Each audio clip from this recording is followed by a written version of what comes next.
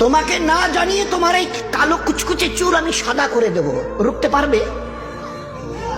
তোমার এই চোখের লাল চাহনি আমি ঝাপসা করে দেব, ঠেকাতে পারবে?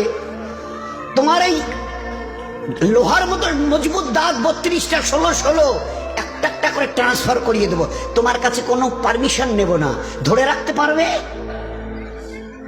এইভাবে আস্তিন গোটানো মাসল ফোলানো ধরে রাখতে পারবে তো? এরকম করবে না তো?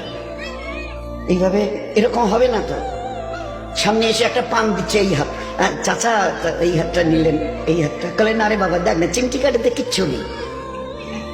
আসমান থেকে আওয়াজ দিচ্ছে, ও হাত তোমার কথা শুনে আমার, এ হাত তোমার কথা শুনে আমার। আমি এর পাওয়ার সিজ করে নিয়েছি।